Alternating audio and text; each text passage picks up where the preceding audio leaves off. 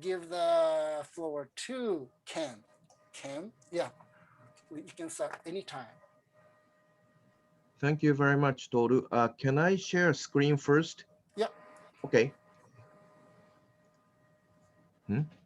Hold on. Is it working?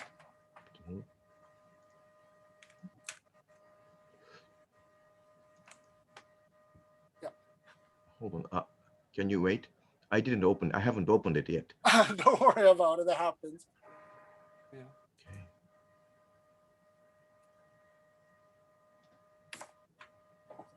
Okay.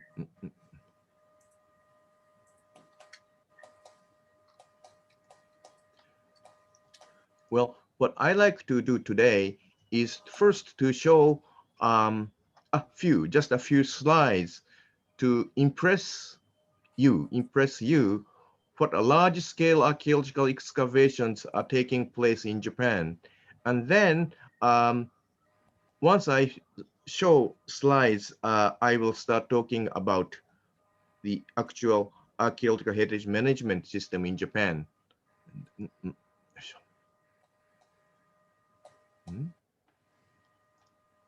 Okay. Okay.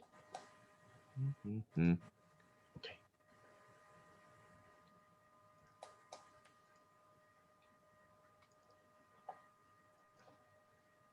All right.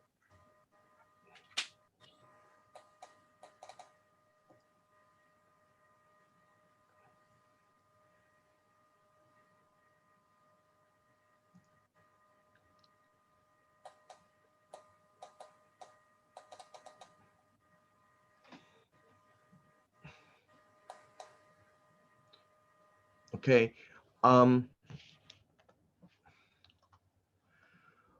I have only been affiliated with universities, and in my life, I have only once participated in a so-called large-scale rescue excavation of an archaeological site to be destroyed by the development and construction works. And I took this photograph in the summer of 1987 at a site near the Nara Imperial Palace, and where 8th century influential aristocrat resided. And this site was going to be destroyed prior to the construction of a large department store. And actually, at that time, the Nara National Research Institute for Cultural Properties got a contract to excavate this site, and I participated in an excavation. And this is a typical large-scale rescue excavation in Japan. Just open up like hundreds, maybe thousands of square meters, and start just really dig every day for a few years, like this. And like within a single grid of 4 meter by 4 meter, every day we excavate such large number of pottery shards every day. That's the reason why single archaeological project in Japan, like a multi-month single archaeological project, can result in the discoveries of 5 tons of pottery shards. And this one, 10 centimeter thick side report is a result of this big project. Well, I took this photograph in July 1991 in the Nagano Basin, or the modern city of Nagano. Nagano was the site of 1998 Winter Olympic Games. So in the early 1990s, both the national government and local governments were in a hurry in the construction of expressway to Nagano from Tokyo, and also bullet train Shinkansen tracks from Tokyo to Nagano. And the brown band is where expressway will be constructed. And prior to the construction of expressway and bullet train tracks, local governments conducted large-scale archaeological excavations in the Nagano Basin, like this. And a photograph to the right, that's 20-centimeter thick side report. This is a result of one of many archaeological projects conducted prior to the construction of expressway going through Nagano Basin in the early 1990s. And I mean, large-scale excavation, like something like this. And this side report is just one of them, one of many. And this is where beer train tracks will be constructed, and that started operation in, I think, the fall 1997, and the Winter Olympic Games took place in winter 1998. Anyway, and also because these projects are large scale, the budget for these rescue excavation is enormous, and this is an explanatory note page of this particular side report published in the middle 1980s. And you can see a figure 577,840,000 yen. That's 577,840,000 Japanese yen. So right now, $1 is something like 109 yen. So converted to US figure, that's a $5,300,000 was spent for this single archaeological project that took place prior to the construction of an expressway connecting Osaka and its eastern neighbor, Nara. And that amount of money was spent not only for actual field work, but also for like a 2-year-long or 2 or 3-year-long laboratory works, and also publication of this thick side report. And in order to cope with these series of archaeological projects in Japan, the National Agency for Cultural Affairs has published thick manuals of archaeological excavation. This is for excavation of various sites, and this one manual for excavation of settlement sites, and this is a manual for laboratory works, like you have to draw pottery on and on and on, things like that. It is recommended that you take this kind of photographs. Things are written in here. And this is, I think, all for my slides. And I will start talking about statistics. Well, my presentation today is not the results of my original research. Rather, it is based on, to a large extent, based on the 2020 statistics of Archaeological Heritage Management compiled by the National Agency for Cultural Affairs. In Japan, more than 460,000 archaeological sites are registered by the national government and local governments, and some 9,000 archaeological excavations take place every year. The background to this extraordinarily large number of archaeological excavations conducted every year is the high population density of Japan and high density of archaeological sites. The total area of Japan is 378,000 square meters, a little smaller than the state of California and slightly larger than Germany. And the population is 123 million, 3 times larger than the population of California. Moreover, 3/4 of the area of Japan is mountainous, and the population and accordingly archaeological sites tended to be concentrated in coastal plains and basins.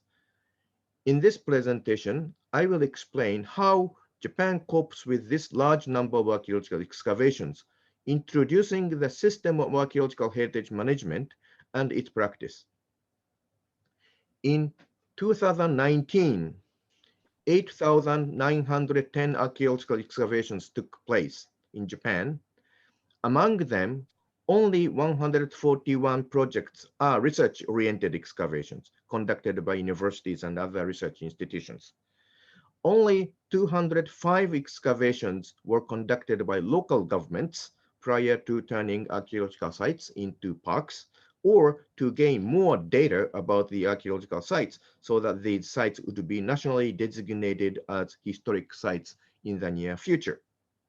The remaining 8,564 excavations were carried out prior to construction works. That is to say, these are rescue excavations and rescue excavation of archaeological sites to be destroyed, or so-called contract archaeology.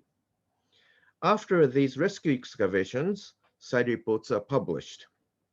The number of archaeological excavations reached its peak in Japan in 1996. In that year, 11,738 rescue archaeology projects took place, while only 325 excavations were research-oriented and/or to turn archaeological sites into parks. The number of excavations carried out every year vary from a prefecture to a prefecture. In Japan, there are 47 prefectures. Among the 47 prefectures, Osaka Prefecture is the highest in 2019, where 998 excavations took place.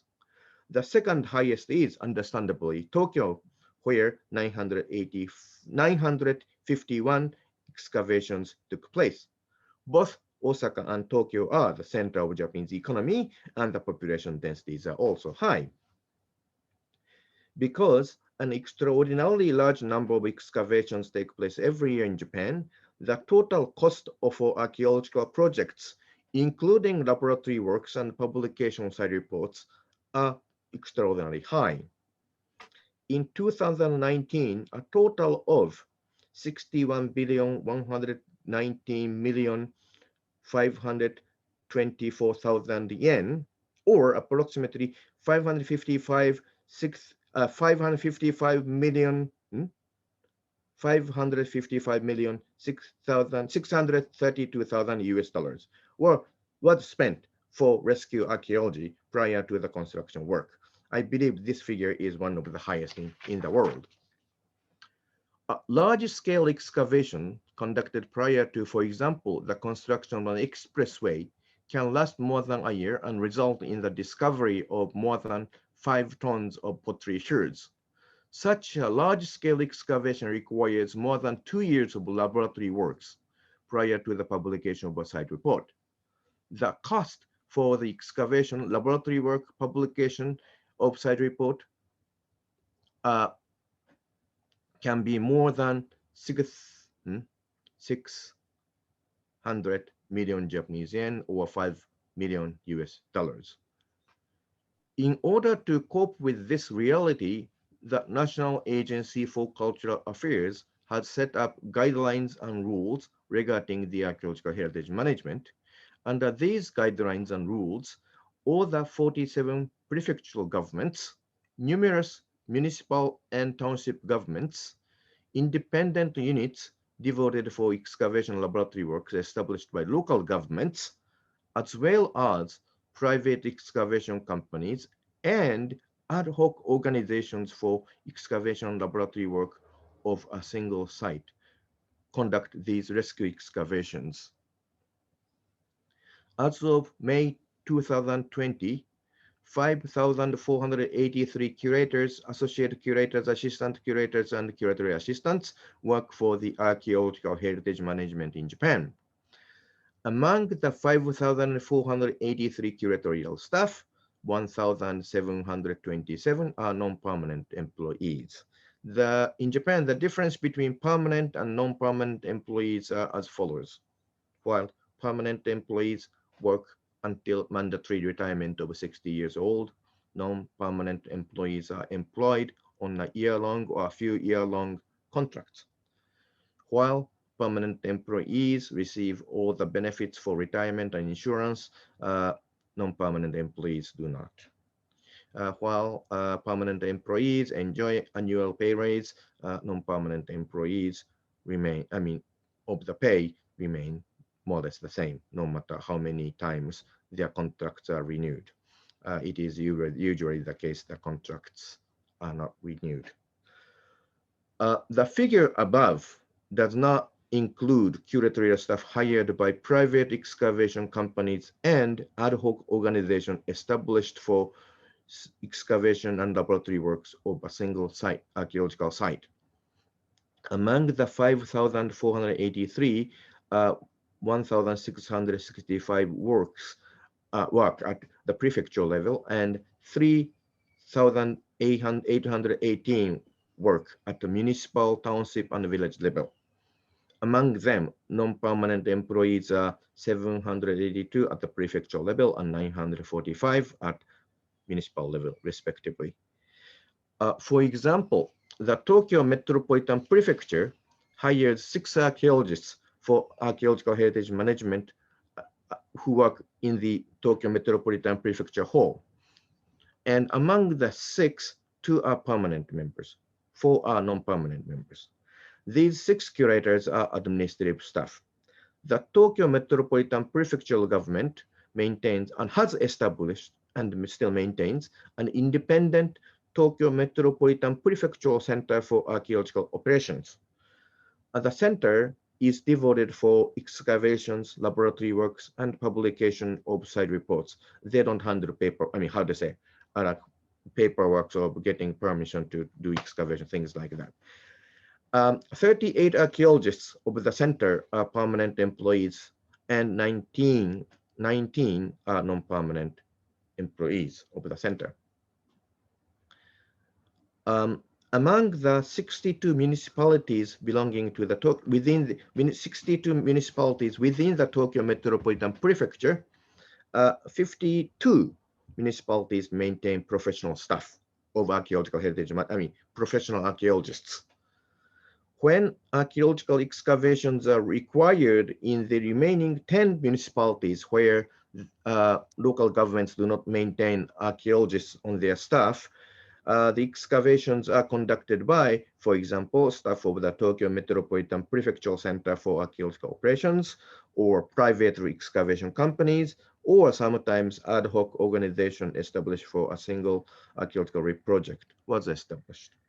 These ad hoc organizations sometimes handle archaeological excavations. Ratio of municipalities that maintain professional archaeology staff of archaeological heritage management varies from prefecture to prefecture. The highest is Hyogo Prefecture, where the international port town of Kobe is the capital of Hyogo Prefecture. All the 41 municipalities, including villages, maintain professional staff in Hyogo Prefecture. The lowest is Kochi Prefecture, located on the Pacific coastal region of the Shikoku Island, southwestern Japan, where 5 out of 34 municipalities, only 5 out of 34 municipalities maintain professional staff. Hokkaido, the northern major island of Japan, is also as low as 39% of the municipalities maintain professional staff. Densities of archaeological sites are low in these Hokkaido or Shikoku Islands. On the contrary, Kyoto and Nara prefectures, where UNESCO World Cultural Heritage sites are located, the ratios are 64% for Kyoto prefecture, 65% of Nara prefecture. 64% of municipalities in Kyoto prefecture maintain professional staff, and 65% of municipalities in Nara prefecture maintain professional staff. The ways in which prefectural and municipal governments, local governments, maintain independent units devoted for excavation, laboratory works, and publication of site reports differ. The ways in which these, local governments maintain independent units for excavation, archaeological works, differ from a local government to another. In order to explain the difference, it is necessary to mention who pays for the cost of excavation and laboratory works in Japan. This also relates to which organization, either prefectural, municipal, or local government or private sector, handles an archaeological project. In the case of contract archaeology, it is required by law in Japan that developers or whoever initiates the construction project at a non-archaeological site has to pay for the cost of excavation, not only excavation, but also laboratory work and publication of site reports. The cost may include salaries of professional archaeologists conducting excavation and directing laboratory works. It generally includes pays of daily local workers who actually dig and do laboratory works, including washing artifacts, refitting pottery shards, drawing the artifacts, etc. For public works, such as the construction of bullet train tracks and expressways and expansion of local airports, that's eventually the governments, are willing to pay for the entire cost of excavation, laboratory works, everything, and no matter how expensive they are.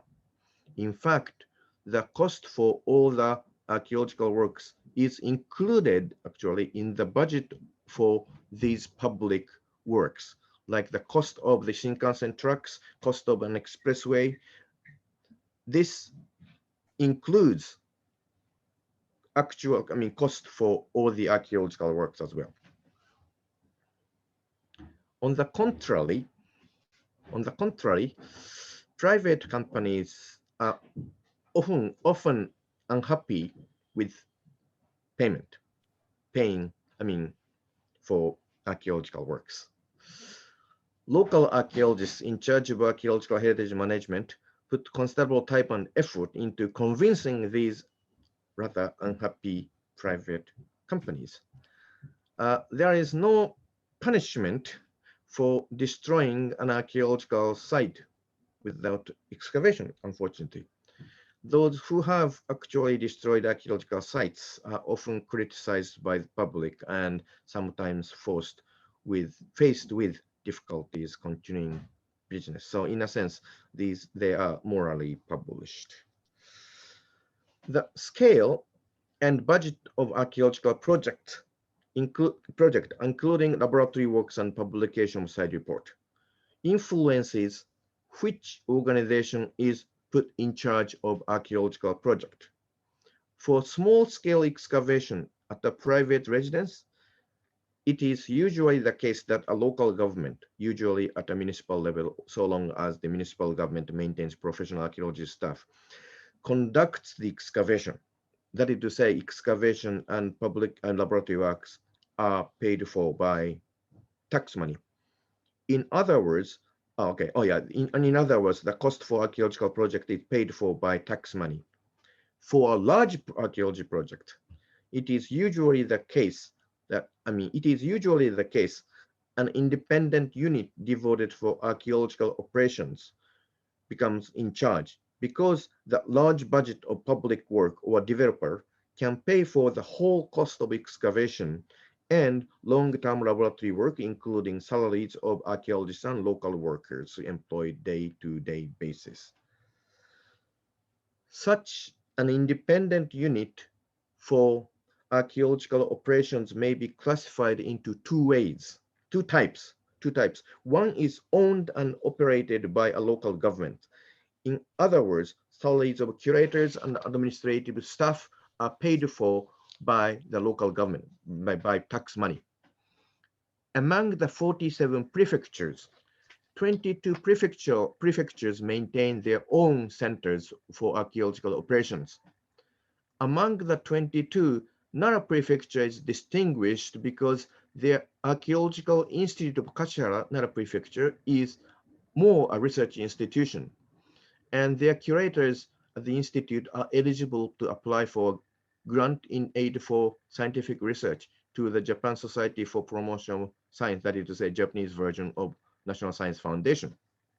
They are exceptional, the only exception actually.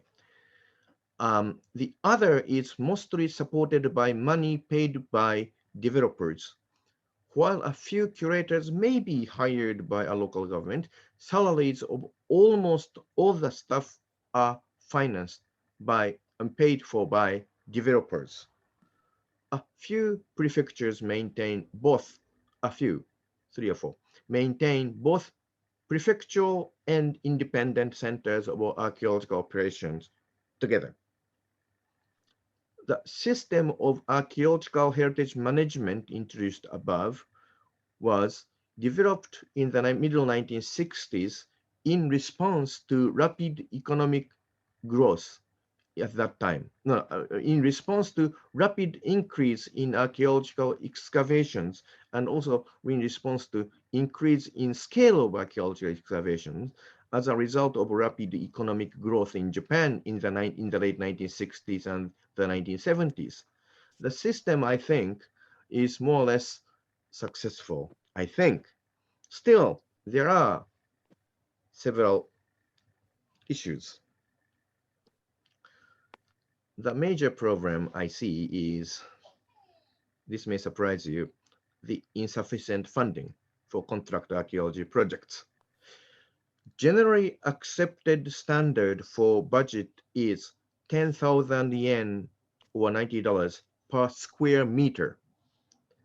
For an excavation of 3,000 square meters, 30 million yen or $273,000 is a budget. It might appear to be a large amount of money, but it must cover not only costs of excavations, but also laboratory work and the publication of site report. If the excavation is carried out by an independent unit devoted to archaeological operations, the budget must also include salaries and all the benefits of curators. So it's not enough, actually. In areas where human occupations took place for a long time, such as Osaka and Fukuoka in Kyushu, and where municipalities are relatively wealthy, the standard budget is 10,000 yen per cubic meter. For excavating a multi-strata, multi-component site of 3 meters in depth, the budget is 30,000 yen per square meter. So it is a little bit better. Because the budget is usually insufficient from my point of view, curators, especially those who work for small municipalities and townships, are really overworked. Really overworked. They conduct excavations during daytime and write drafts and draw artifacts in the evening at home. It sometimes happens that site reports are not published. Site reports are not always published also because sometimes the entire budget was spent for fieldwork and early phase of laboratory work, and that's it. So it's inevitable, or it's a matter of insufficient budget. Concerning the budget for a contract archaeology project, it is also very difficult to estimate how much it would cost to excavate a large site. In the case of a large site, usually test trenches are placed prior to full excavation. A problem is that test trenches are placed in an area where archaeological features and artifacts are scarce. Then budget is very much underestimated. Once a full excavation starts, far more archaeological features and artifacts are sometimes discovered than foreseen. Because of the budgetary constraint, it is usually impossible to fully excavate a multi-strata or a multi-component site. For example, archaeological features and strata of up to the 7th century are all removed by machinery, and curators start excavating archaeological features and strata dating to the 6th centuries and earlier.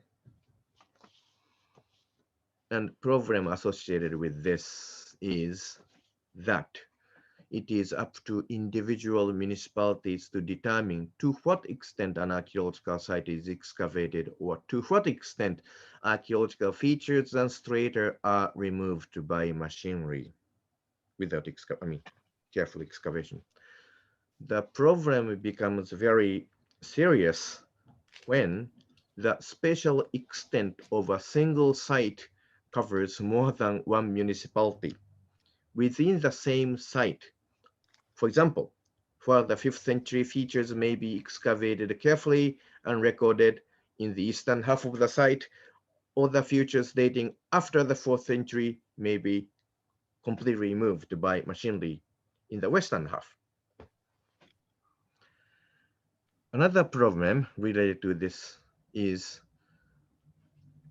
the standard of data collection is not unified. Of course, different excavation techniques must be adapted to archaeological sites of very different nature, such as rice paddies, burial mounds, settlements, temples. And accordingly, the standard of data collection may be different depending on the nature of a site.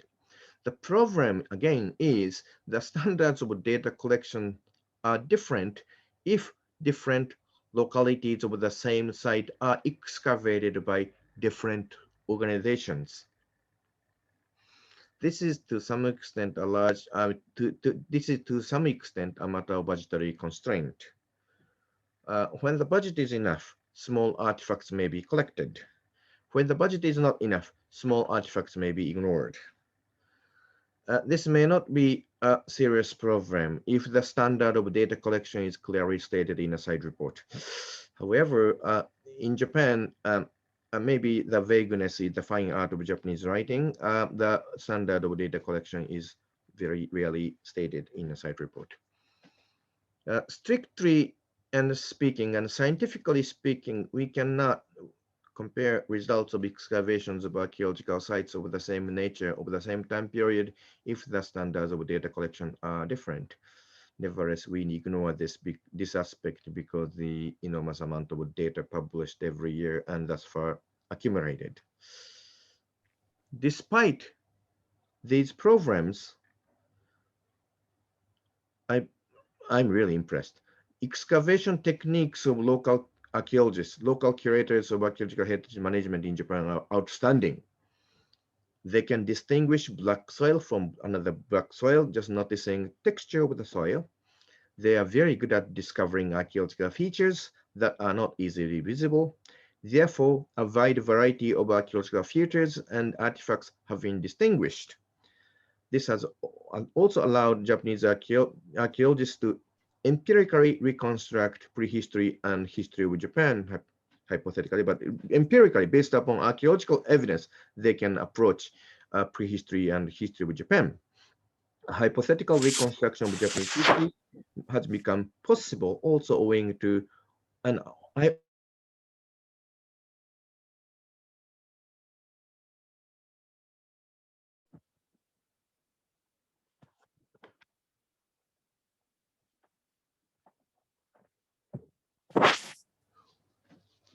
山田先生、いつから僕ミュートになってました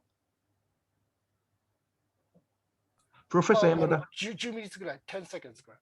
10 seconds, 10 seconds, okay. 10 seconds. Yeah. 10 seconds. Back Okay. to after the like black soil, the archaeologists. Oh, okay, okay. Yeah, yeah. Okay. Sorry. Yeah. Okay. Despite these problems of like a lack of unified standard of data collection, I believe that excavation techniques of local curators of archaeological heritage management in Japan are really, really outstanding. They can distinguish black soil from black soil, just noticing difference in texture of the soil. They are also very good at discovering archaeological features that are not easily visible. and therefore a wide variety of archaeological features have been distinguished, and also they notice minute difference in like a typological difference in artifacts as well. This has allowed Japanese archaeologists to empirically reconstruct, hypothetically reconstruct prehistory and history of Japan.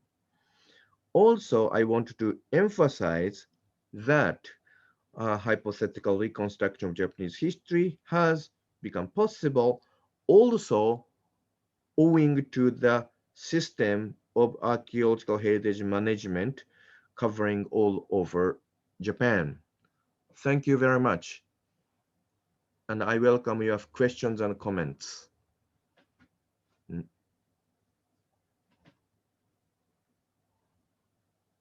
あ、山田先生、ありがとう。はい。あ、山田先生、ミュート。あなた、ミュート。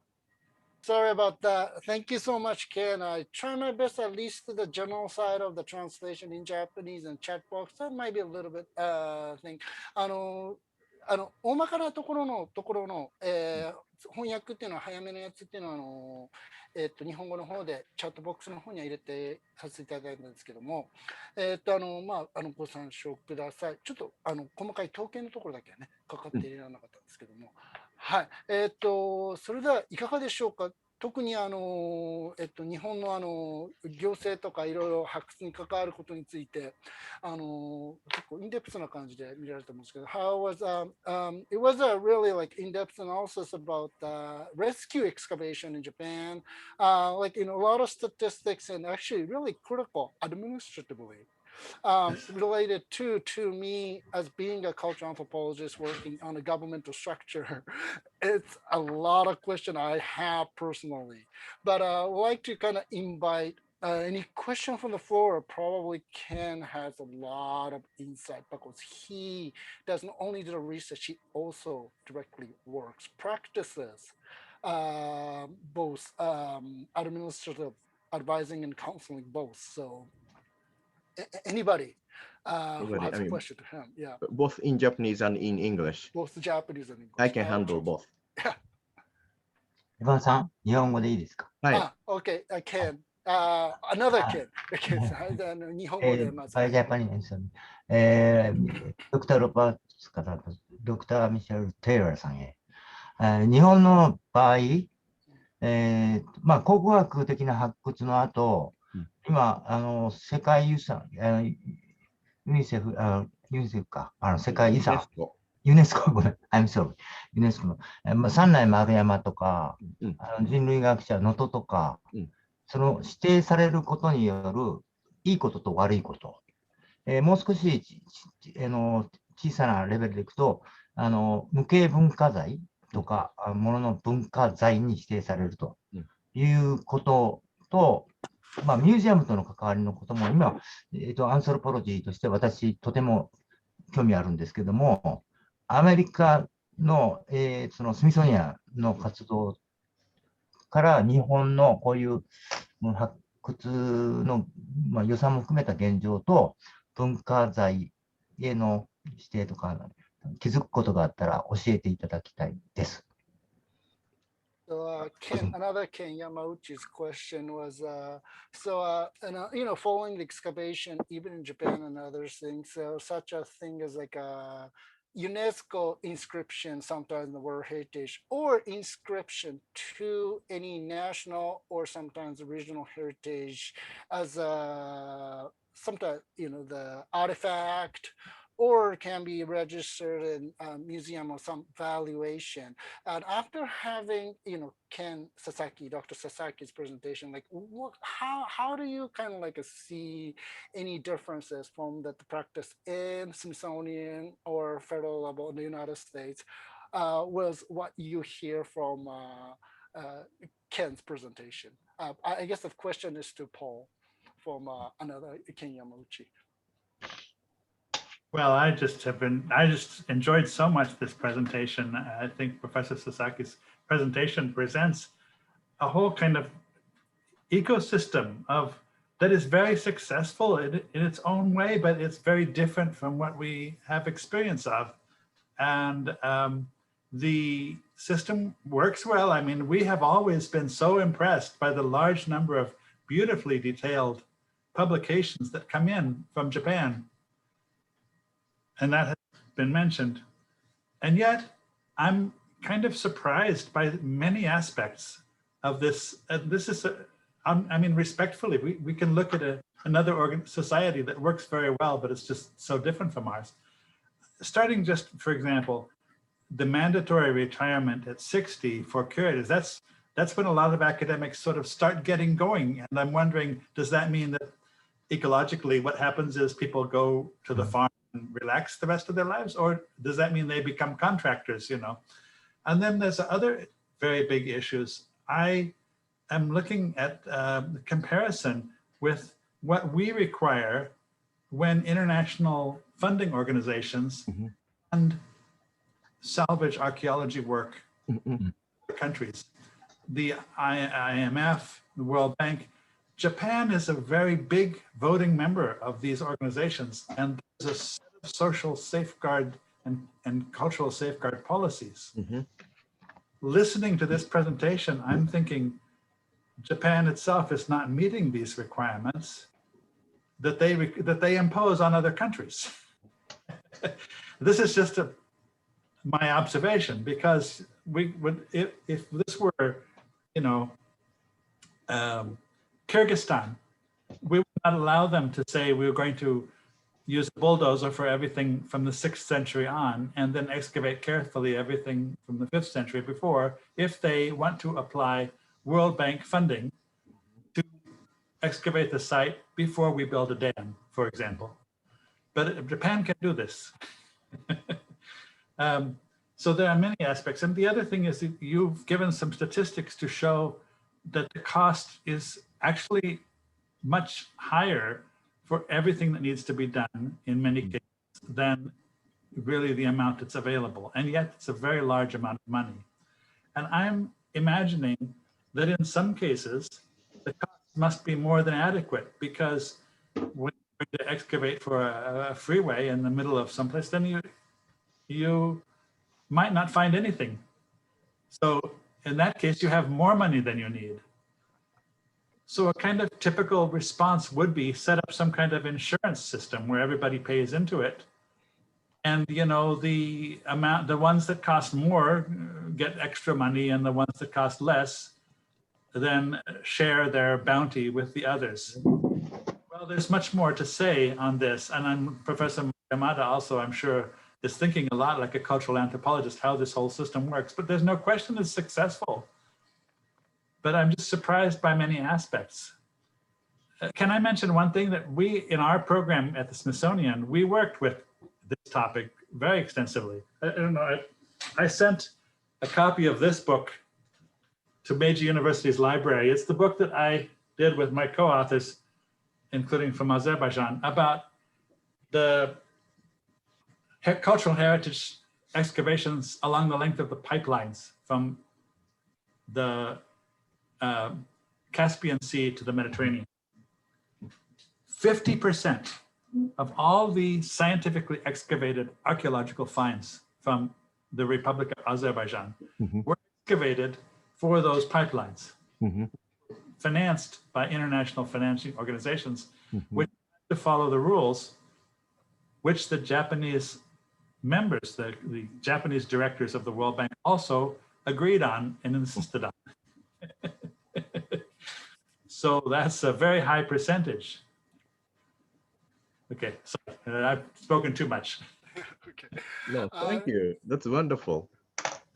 Is it, is it okay to translate first? Okay. Sure, please, yeah. まず1点目っていうのがやっぱりあれでそのスミソニアンのポールさんたちの方から見るとこの、まあ、日本での取り組み、発掘の取り組みですね、いろんなこう報告書が出てきたり報告書を書いてくれたりして、すごいこう特にインプレスとかそうですねこう素晴らしいなと思われるところもあるんですけども、例えばですねその非常勤の人たちが多かったりして、その人たちがその後やっぱりどうなっているのかというところにこうとかにも関心があったりしました。あともう一点なんですけども、次2個目の点なんですけど、これ続くことなんですけども、日本っていうのは、IMF、国際通貨機関とか、ワールドバンク、世界銀行とかの一番の大きな出資者の一つなんですけども、特にそのことに関して社会とか、文化的なあれですね、予算に関して厳しく基準の設定っていうのをしてます。で、特に文化財とかを発掘とか開発に関わるセーフガードに関しては日本は厳しい設定を他の国にしてまして、例えばキルギスタンなんかの事例では、キルギスタンの方がダム開発の時に、その基準に合わない合うことを条件に、予算援助をしたんですね。で、それに対して日本でやれることっていうのは壊してると。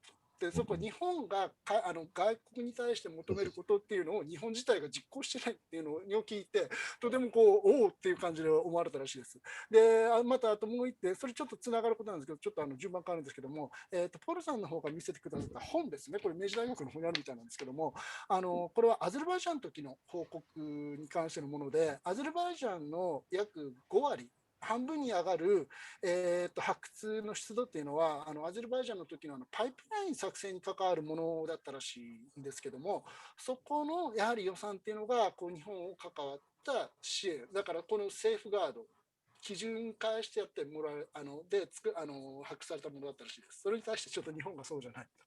で、もう一点なんですけども、例えばコストの問題ですね。佐々木先生のご発表の中では、例えば要するに予算が足りなくて、その中で大変な思いをして過労状態で働かれてるっていう話をしてくださったんですけども、逆に今度はこれが発掘の方で見つからなかった時ってなると、今度は予算がかかりすぎることになって難しいと。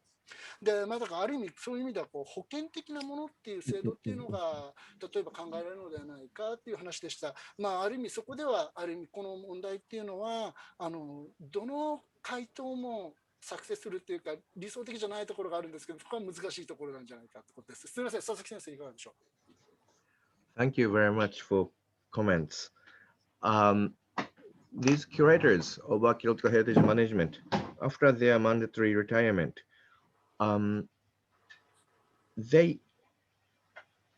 many of them, renew contract, that they become non-permanent employees to work for additional 5 or 10 years. So they are hired on a yearly basis. And some contract archaeologists who have published lots of papers can be college professors, or they can be visiting professors at colleges. That's how they spend their life. Also, I am really feel a little bit embarrassed because Japan, contributes quite a bit to World Bank and other international organizations, and have lots of say to other developing countries. But within Japan, it is a really good comment. The thing is that in many respects, Japanese archaeology is like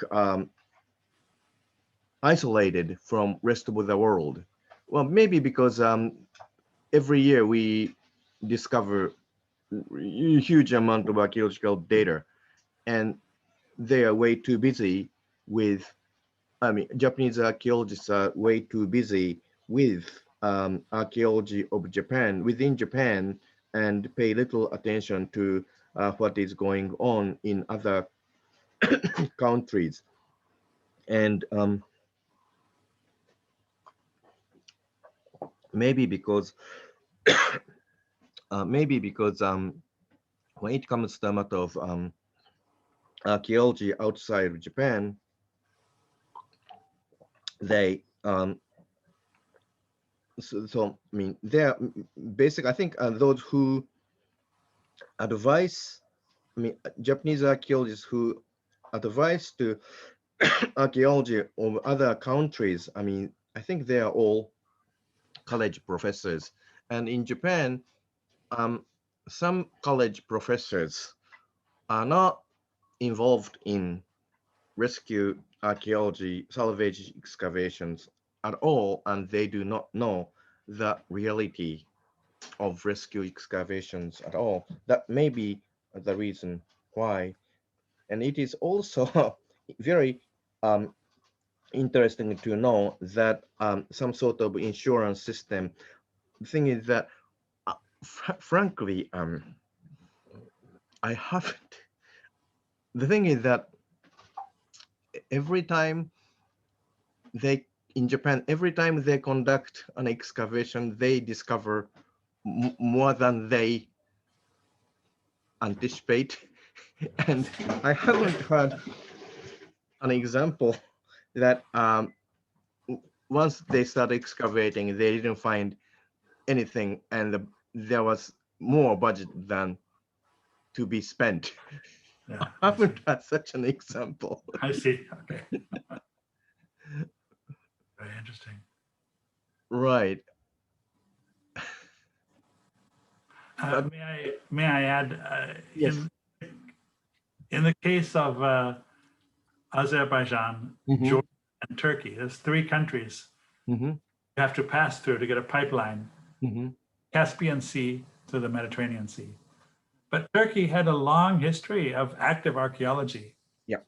And the majority of the length of the pipeline is through Turkey, but Turkey by far excavated the smallest number of sites because they considered they have the right to not excavate because very often they think this is duplicative of what they already know about.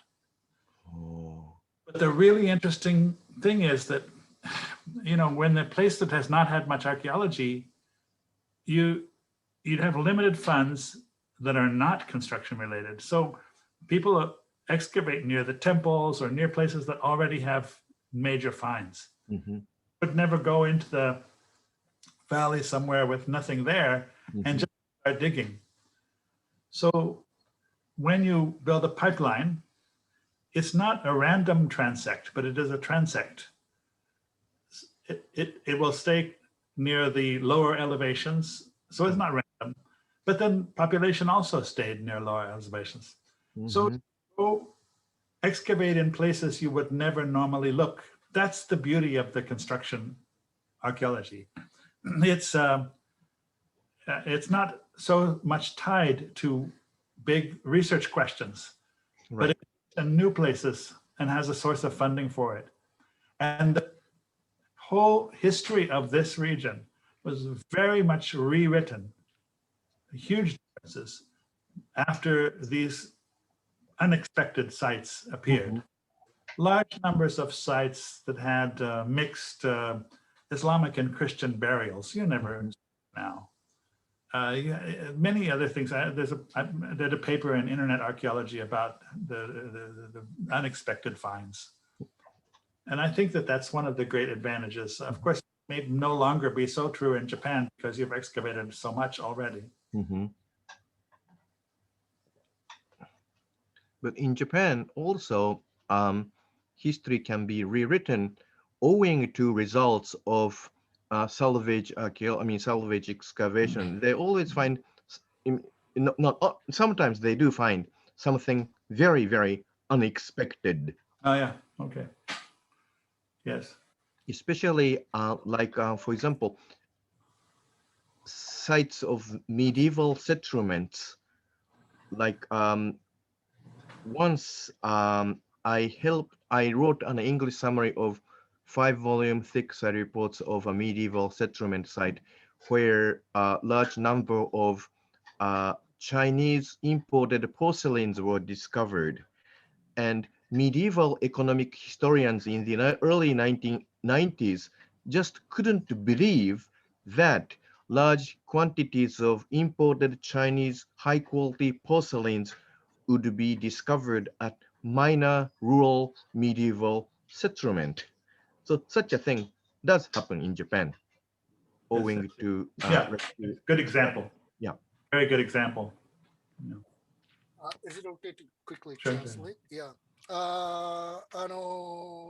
まず一番最初のところだったんですけども、佐々木先生の方からの、回答というのは、定年された定年退職を迎われた考古学者、学芸員の方なんですけども、っていうのは大体5年から10年とかの感じで、その後非常勤でまた雇われて、契約で働かれたり、報告書書かれたり、また大学で働かれたりをしたりしているとのことでした。で、そういうのが、それが一つのパターンとしてある。で、あともう一個なんですけども、そのポールさんの方からのお話があった、例えば世界銀行とか IMF の方での関わりなんですけども、佐々木先生の方の、ご回答の方では、例えば日本の考古学というのは比較的世界的な側面から孤立しているところがあって、でその理由というのはもう国内のことでまずもう多忙であること、忙しいことっていうのがあるんですけども、あともう一つあるのは、大学の考古学者っていうのは大体その教員ですけども、国際機関とかでアドバイスとか顧問とかをしたりするんですけども、こういう感じでの開発保存関係に関わるような発掘の現場っていうのに関わることっていうのが機会が少ない。そこでちょうど差が生まれている、食い違いが生まれているんじゃないかってことです。で、もう一つあるのはちょうどポール先生の方があったのが、このカスピ海の方での発掘ですね。アゼルバイジャン、グルジア、はい、ジョージアですけども、今のジョージアですね、とトルコを結ぶパイプラインの発掘の話だったんですけども、この中で一番その予算が少なかったのがトルコだったらしいんですね。トルコの方が歴史が長いんですけども、それというのはあれです、寺院とかある程度分かっているような地域っていうのを避ける形でパイプラインの方計画するっていうのがあったらしいんですけども、わざわざこの標高が低いとかですけど、標高が低いところっていうのがね、人口がかかったりするんですけども、こういう開発に関わる発掘調査の場合っていうのは予想しないで見つかることが多いと。で、特にこのカシピ海のパイプラインの場合ですと、例えばその時にイスラム教徒やキリスト教徒の墓地とか見つかったり、それまで理解されてた、歴史の解釈っていうのが変わるっていうことがある。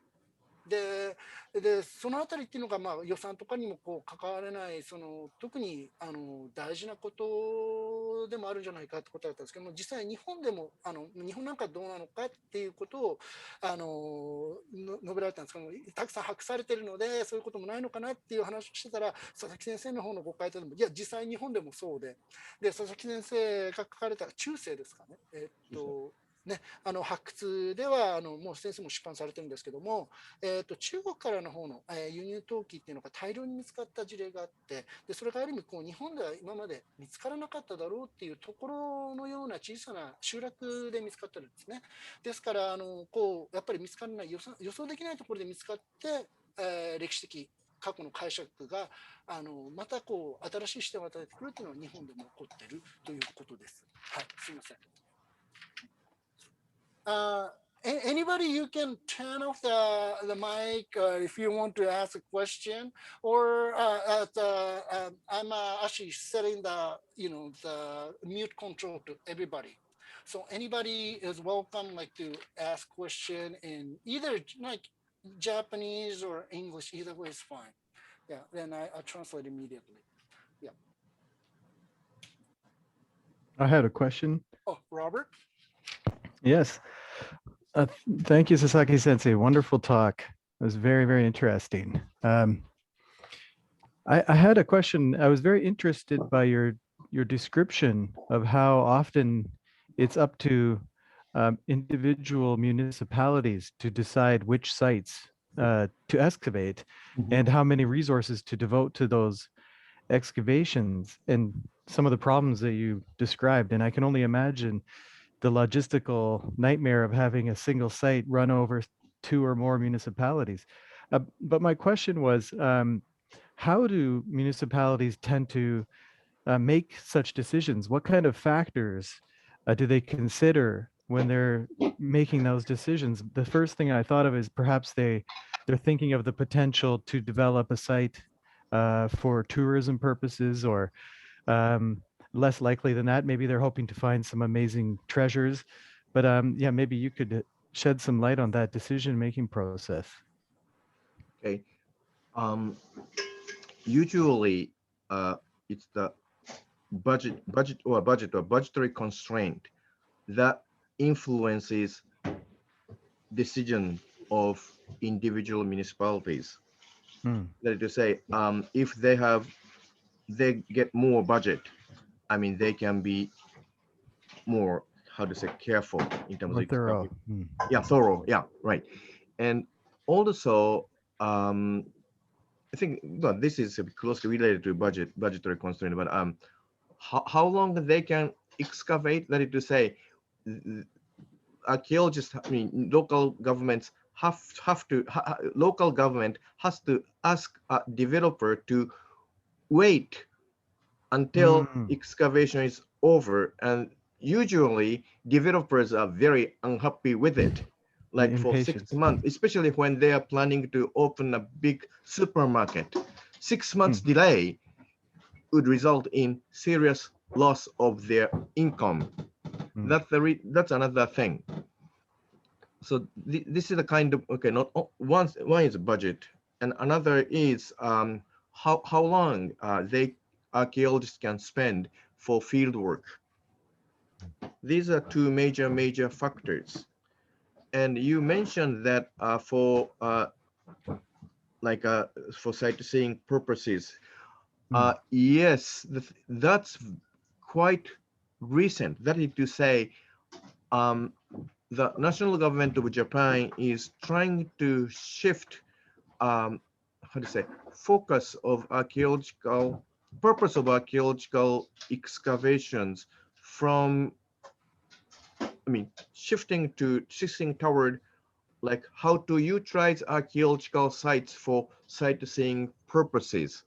This is a quite recent phenomena in Japan, and that's the reason why Cultural Heritage Management Department of local boards of education now are, in many municipalities, are transferred to the office of mayor. So under direct control of mayor, they can determine how many curators should be maintained or things like that. So in the near future, purpose for saving sites for sightseeing purposes will be very important issue in the near future, but it's a recent phenomenon. So I'm glad that you raised this issue right now. Thank you.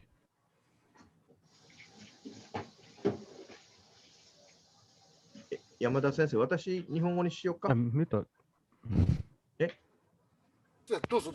いや、質問は、要するに自治体によって、どれくらいその遺跡発掘するのか、ちょっと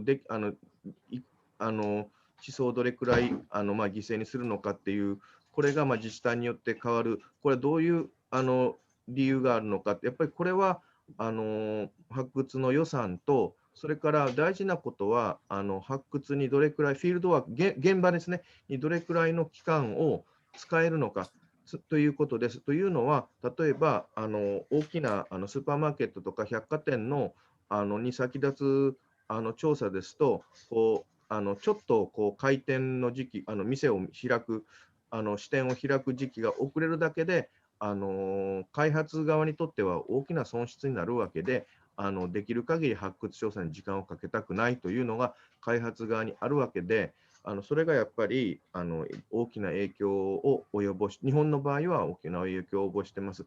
で、ロバートさんからは、その観光目的というご発言がありまして、実は日本も観光庁の設立に伴って、やっぱりその観光目的で遺跡を活用しようじゃないかという動きが近年、政府の方から出されていますから、今後はこういう形で、そういうこともですね、遺跡の調査方針なんかにいい意味での影響が出てくるのではないかと思いますというふうに答えました。はい。チャットの方に質問が来てます。チャットの方、はい。日本語で、はい。どれ？僕が見ればいいの？一番下のところ。一番下の、ちょっと待って、はい。はいすみませんいや、これわからない。で、the question is that I talked about that ratio of municipalities that maintain professional archaeological staff within a prefecture varies from a prefecture to another. And among the 47 prefectures, Hyogo prefecture is distinguished because all the municipalities belonging to Hyogo prefecture maintain professional staff. And an archaeologist from Hyogo prefecture is very surprised because this particular scholar thought that Kyoto and Nara should have higher ratio. I hope so, but in fact, no. Why Hyogo? Frankly, I do not know. Well, I could ask senior curator working for Archaeological Heritage Management in Hyogo Prefecture. I could ask her, but I really do not know. Thank you. May I ask something? Yes. What would be in Japan the reception to an idea? I'm just looking at this whole system, how it works with obviously not enough funding for sort of salvage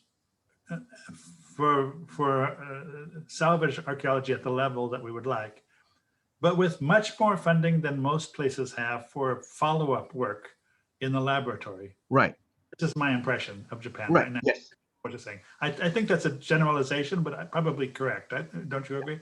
Now, what would be the reception in Japan to the idea of separating out completely the funding that goes for the archaeological excavations and the salvage of data be done quickly as possible before potential destruction, from a separate body of funding for the study later? This would allow you to use up all your budget, basically, that's for construction related archaeology, just entirely for the data gathering. If there could be some kind of national level or higher level funding that would do the follow-up work, and maybe in some years that means, you know, we put it off till a future year because we can't get to it this year, but at least the data was saved. We don't have the situation where we ignore all the small things and only collect the big things, or we bulldoze away everything after the 6th century. We basically collect the data and gather it and use up the budget for that, and then have a separate national level budget that's for deciding how best to use that budget. Based on what you found, how should you allocate that to get the maximum impact? And it's someplace that has 100,000 pottery sherds of the predicted kind that we already know about, doesn't need to this particular year rush to publish the results when we have something else in a different place which has such potential. I'm just imagining a kind of, you know, as a social system, how one might reorganize it. Of course, let me add, when I look at how we do things here, I'm always thinking about how differently they should be done, even inside the Smithsonian. So this is not unusual and not specific to every. Okay, it is a very good comment and question. The thing is that if you know, funding for follow-up work, laboratory work and publication is separate, what would happen, I imagine, is that they never publish side reports, probably. And in fact, actually, there are many archaeological, there are, how to say, in many cases, there are many cases that side reports are not published because local archaeologists are way too overworked, and also, or because of lack of funding, that is, they spend all the money for field work and no money for laboratory work. Mm. And I personally feel that it is, I mean, the data is gargantuan, but I personally feel it is part of responsibility of college professors who should publish, who should work on these unpublished data. And I have been making effort to do that. I published a report of archaeological project that took place in from the late 1980s to the beginning of the 1990s. That's 2015. And just this year, I published a report of archaeological excavation that took place in February 1963. I did that. So I personally consider it very, very important. I personally consider it is college professors' responsibility to do that. But at the same time, though, it is usually extremely difficult, to get grant for that purpose. I guess the premise is that once site is excavated, and then site report should have been published. So why do somebody like me, well, why do college professors who aren't directly related to these salvage excavations have to work on it? So that's, in any case, it's very hard to get funding to do laboratory works of unpublished data in Japan right now. Like if I get a huge donation or something, probably I can do that, but it's not the case. But thank you for the comment. I think that's very nice.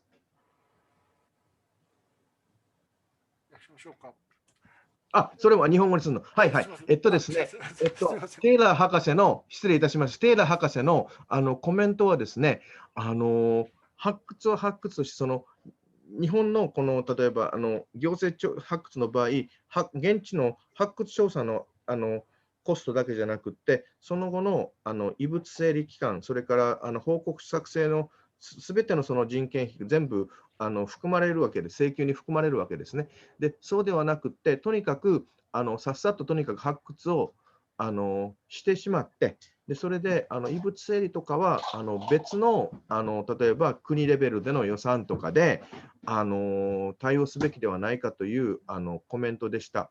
で、私もそれが理想だと思うんだけど、もしちょっと発掘調査費とこの遺物整理の費用が別々になっておくと、下手すると報告書が出ないに違うかっていう恐れがあるのが一つですね。でもう一つはですね、やっぱり現実に発掘調査されても報告書が出ないケースっていうのが、例えばやっぱり担当その専門の技師さんが不足しているからとか、あるいはそれから現場で全部お金使い切っちゃったとか、そういうケースがあるわけで、報告書が出ないケースっていうのはやっぱり日本あるわけですね。で、それについては本来は、これは佐々木個人の考え方だけど、やっぱり大学とかそういう研究機関にいる人がそういう未発表の資料を出すっていう公表して学会で共有的にするっていうのがやっぱりその研究者の責任ではないかと佐々木個人は思ってるんだけれども、実際はなかなかそういうことに対してお金がまず研究費はですね、すでに発掘された資料、発掘されたデータの資料化への研究費っていうのはなかなかつかないという現実があります。だから本当にテイラー先生のおっしゃるようなシステムができれば理想だとは思います。はい、以上です。いかがでしょうか How about any others? Probably we can take one more question. So, is anybody from the floor? 山田先生、もう一つだけいいですか。Okay. 山内先生。佐々木先生への質問なんです。で、先ほど、ドクター・ロバート、he talked about なんていうかな、ツーリズムのために、for ツーリズムのためのと。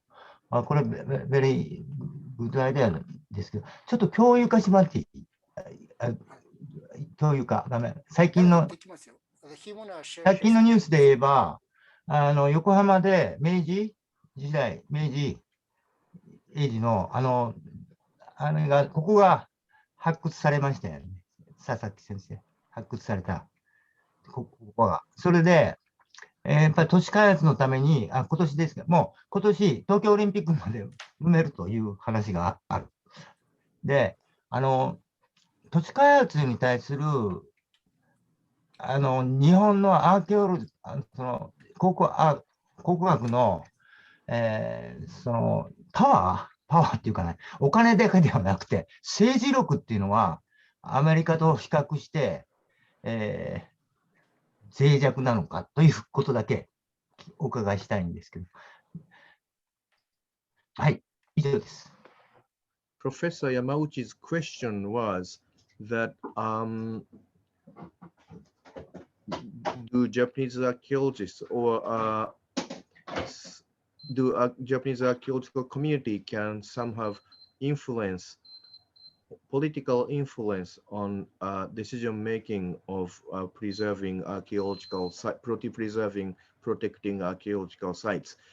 He just mentioned a recent example of archaeological discovery of a dike on which dike off the coast of the Pacific coast in Tokyo, dike built in the early completed in 1872, on which very first train ran between Tokyo and Yokohama, and apparently the national government of Japan is pushing that portion of the feature dike should be preserved. I am glad.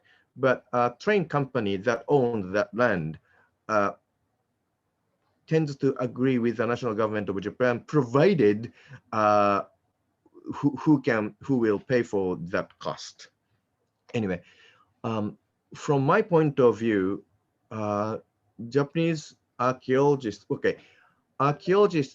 local archaeologists can have say over to a portion of the site should be preserved, or local archaeologists can ask to redesign like structures, things like that. Structures like how to say pillars supporting an elevated expressway.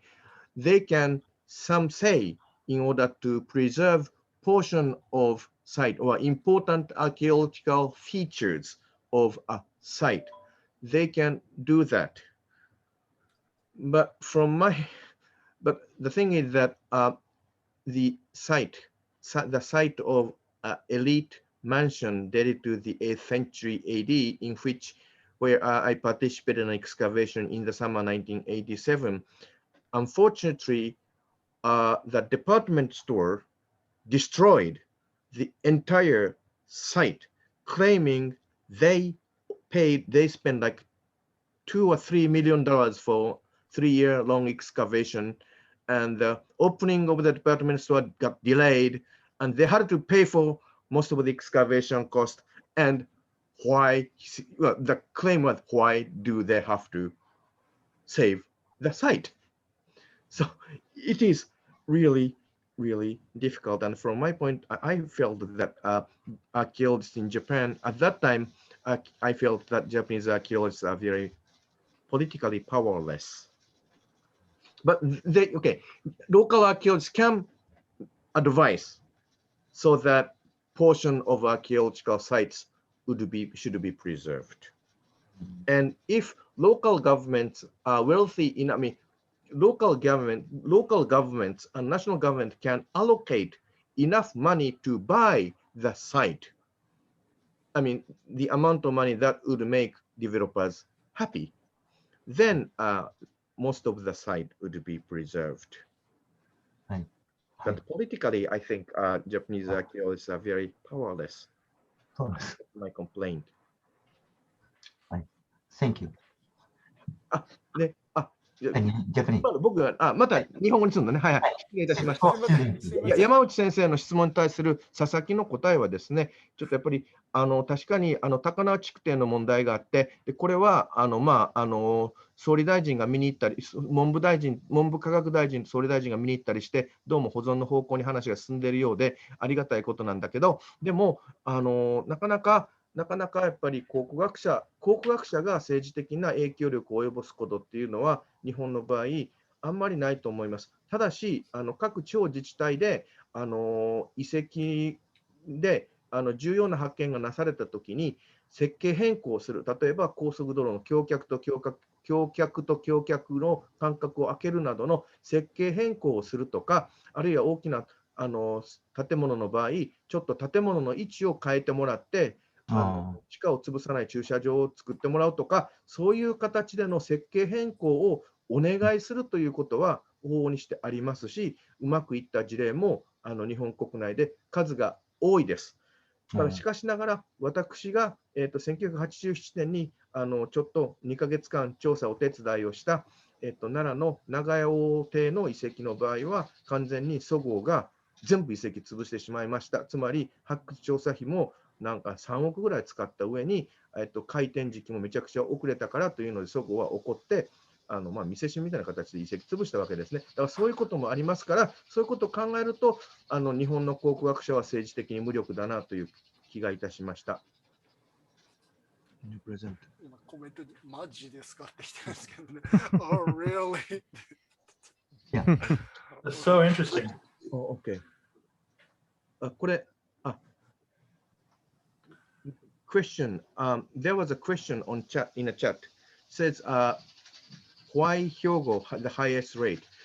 It's not because there are many historic sites, because there are more historic sites in Kyoto and Nara, but the ratio is not very high. I think it's a matter of consciousness of local municipalities, to what extent they care about cultural heritages, I think. And the thing is that, I don't know if I should say this. I mean, in Kyoto, there are way too many historic and archaeological sites. And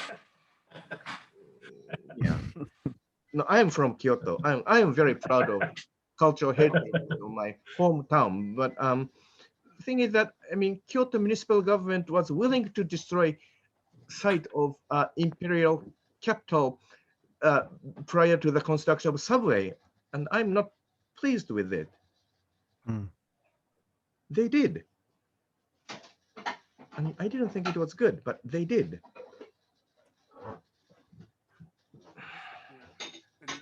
I think it's already 11:30, but I guess we have like a more question, and it's actually this could become endless actually. By the way, I did my undergrad when I was living in Kyoto, and I remember that what Ken just mentioned, it was a time that they were doing the preparation to start digging for the second subway that they have right now. And as an undergrad, I got all these excavation heritage maps as one of the archaeology class assignment. And all the archaeology professor really furious about that subway project. It was in end of 1990s, right before I moved to Canada.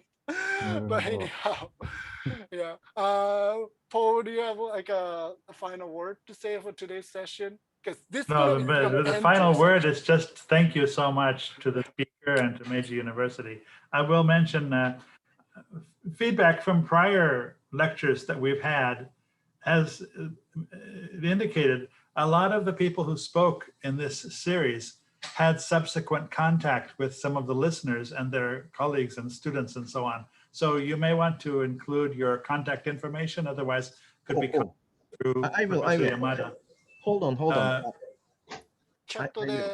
Yeah, in the chat, just in the chat. So that's one thing, because I think there are a lot of other ideas that have come up and that people may be reluctant to speak up, but they have a lot to say and a lot of thinking about things still. The other thing is, I really, this whole series has introduced a lot of different thoughts and ideas. you mentioned, for example, this Japanese excavation in Alaska. It occurred to me that if you were interested in talking about that, we might arrange some future talk about that with some archaeologists from the Smithsonian who work in Alaska, and maybe have a kind of discussion about differences of approaches and how we better share information about things that both countries have been working on. That might be an interesting future lecture topic. Two people, one from each institution. That's just an idea anyway. Perhaps, Toru, you want to talk about what you're going to be speaking about next? After your talk, we have Hanna Shepanowska's talk about lacquer. So I really hope that all of those who came today can continue to participate in our future series of lectures. Meiji ACJP, I welcome your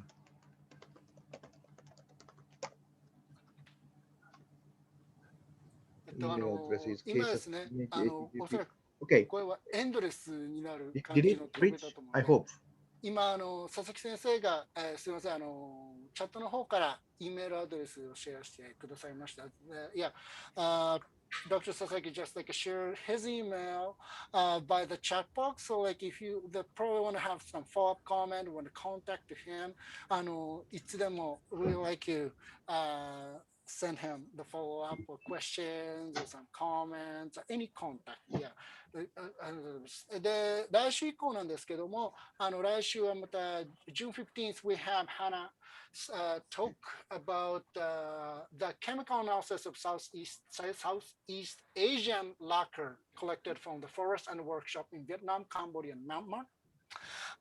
So we have next couple of weeks, the same time, same login information, but a different password. So like anybody who signed up till today will receive my email about the new password. So so we'll see. Another thing we talked なのでそして来週はですね東南アジアの漆におけるワークショップとかベトナム、カンボジア、ミャンマーの方で行われた調査っていうのをが発表で来週は待ってます。で、あと3週間これから残りのセミナーがございますので、ぜひご参加ください。同じ時間になります。はい。それでは今日は本当にありがとうございました。Thank you so much for